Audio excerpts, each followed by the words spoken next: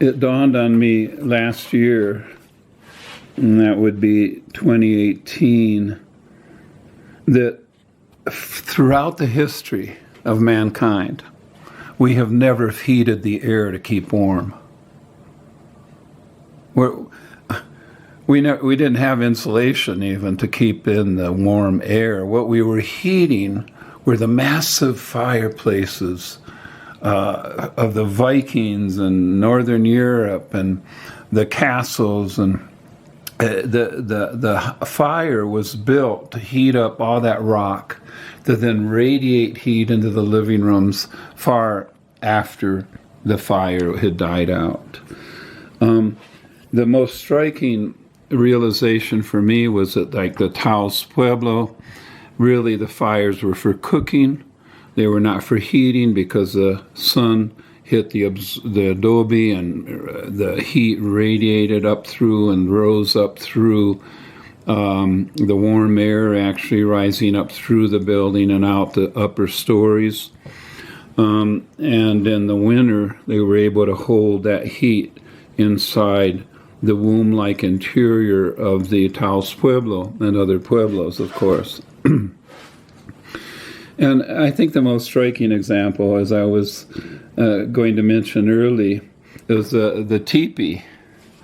The teepee had always a major opening in the top when there was a fire, because they had to get all that smoke out of there. And so all the heat was going right out the top. So in a teepee, you wonder, well, there were rocks around the fireplace heating up, and during the cooking periods and all of that, and then they would allow the fire to simply die down at night, and lying all around on the floor around the rocks, they would receive radiant energy from the rock, keeping them warm even after the fire was dead, despite the fact that any of the smoke from the fire was allowed to escape, and the heat along with it. The radiant energy kept them comfortable, very comfortable, in a teepee with minimal fire, heating up mass. In my home, I put a 3-foot-high cement-filled concrete block wall all along the south side of my house, with glass just 6 inches away from the Thom wall, or the thermal storage wall, also known as Thom for the French trombe. So during the day, of course, the sun is hitting this maybe 1 to 2 tons of cement in my home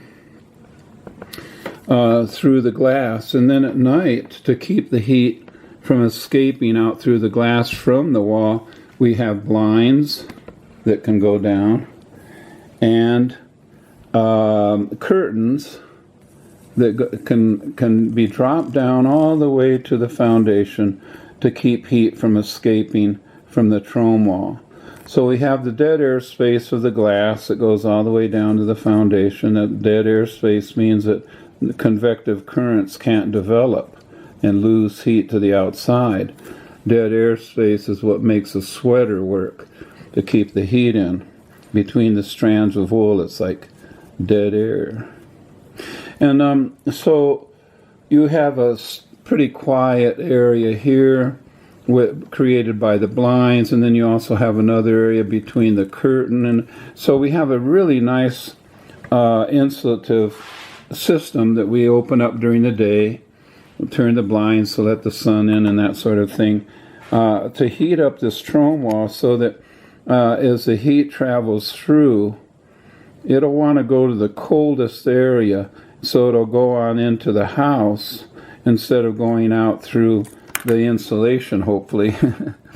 At least most of it. So when we come down the stairs in the morning from upstairs, it's like boom.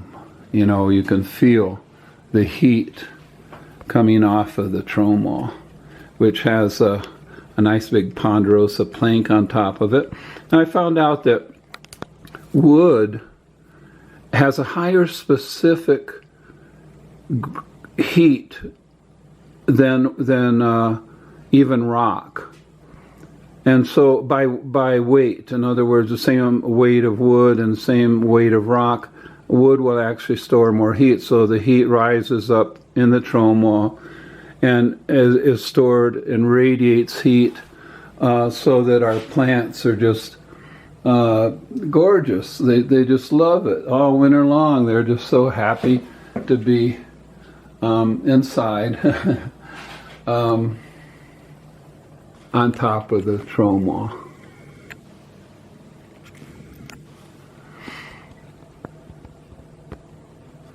Okay, so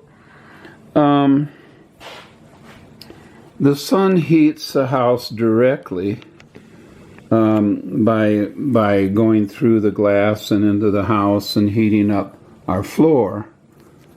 And also, the thermal storage wall for nighttime release is heated up indirectly because the sun first hits the trome wall, and then we receive the radiant heat, so as sort of indirect sunlight into the house.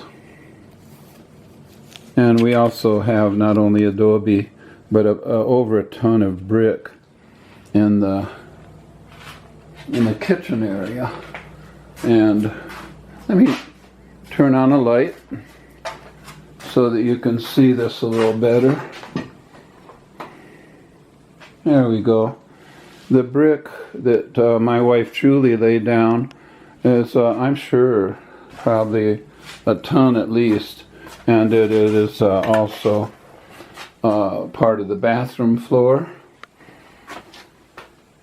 with, remember, blue board insulation underneath it. In fact, underneath the blue board insulation is also a piece of plastic, heavy-duty plastic, to act as a water barrier so that moisture from the